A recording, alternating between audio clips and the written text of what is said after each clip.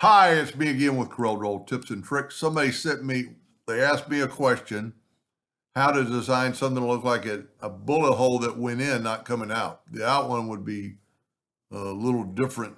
And I guess if I would have made this uh, color the same color as the bullet holes, uh, it would look like the metal and kind of deform the metal, but I just did it in blue to kind of show it off. So I went on the internet and found this. It's already real little. I'm going to go and make a duplicate because I just want the outside. I'm going to set my duplicate distance on 3 inches. And I'm going to make a duplicate of that and move it over. I don't really need, the interior picture is not good. It's fuzzy. I just want the outline. So I'm going to go here. I'm going to go trace bitmap, outline, trace clip art. Even though this background shows that it's not a background, it is. And now I can move that one over and I got the outside edge.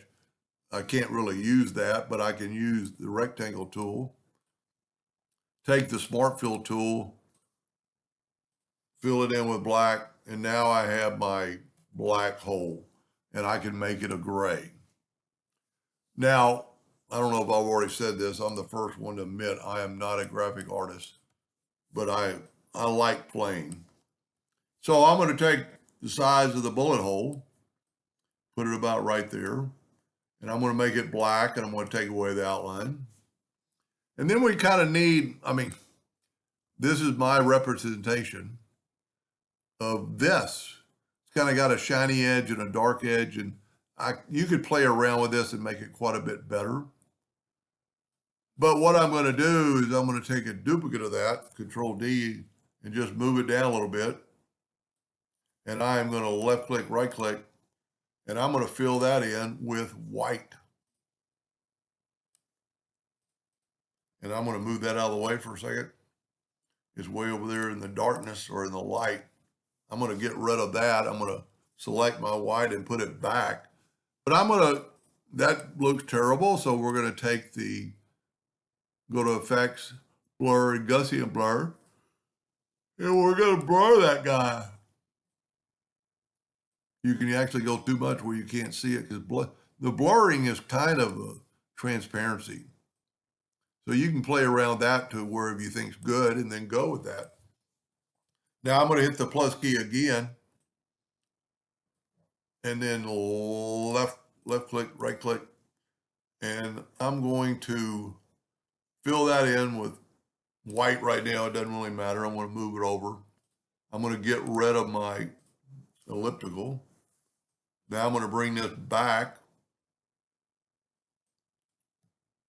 And I'm not going to blur it yet because I want it bigger. So what I'm going to do is I'm going to left click, right click, and I'm going to make it bigger. I'm just going to stretch it out some. Stretch it out in both directions. But I want it to be closer to that bullet hole. And at this time, you could actually add some nodes and, make it not symmetrical to the other one. But I want to bring these nodes in. Now, it doesn't matter if they're inside that because I don't want to be able to see that. So now I'm going to fill that shape in with something other than a pure black. Well, you know what? So what is stopping? There's something there. Let's go to View and Wireframe. Oh, I've got a box. So if you ever have a problem, let me go to Object, Group, and, well, can I not just grab that box? Okay, I can't. Something's in the way. So let's just nudge that over. You know what?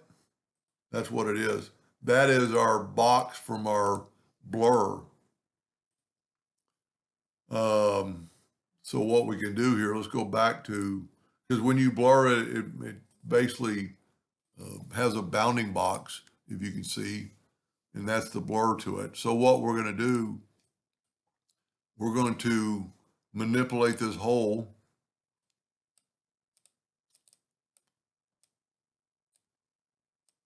And I'm not going to take a lot of time. I want everything in the darkness. So we can't fill that in. So what I'm going to do is I'm going to move it over. And then I can take my Smart Fill tool and set it on a maybe a little bit darker than that. And then I can move it back. Now I need to go to Object, Order, Back a Page. But then I need to take this and go Object, Order, Front of Page. Then I need to take my everything, go to Object, Order, Front of Page. So I've got that now. Now I'm going to Gaussian blur this.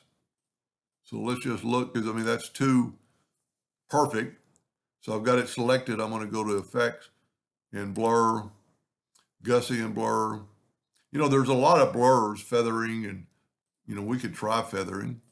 That doesn't look too bad. But I think the other Gaussian blur, and what the Gaussian blur is going to do is going to take it and it's going to show some white behind there. That looks pretty good. Let's move it a little bit more. Nah, it's too much. And then I'm going to say, okay, but I'm going to actually take this and just move it down a little bit so that white isn't there. And if you use your imagination, this looks like a hole. Maybe this is too white.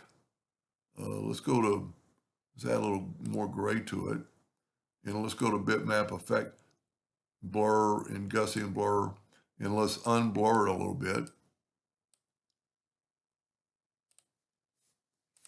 Now, to me, it looks like a bullet hole in a piece of metal. Now, you know, maybe because this is the metal that's being peeled off the other metal, you know, and then I changed it a little bit there. But that looks pretty good. And if you made that, let's see if we can't make this gray just a little bit lighter.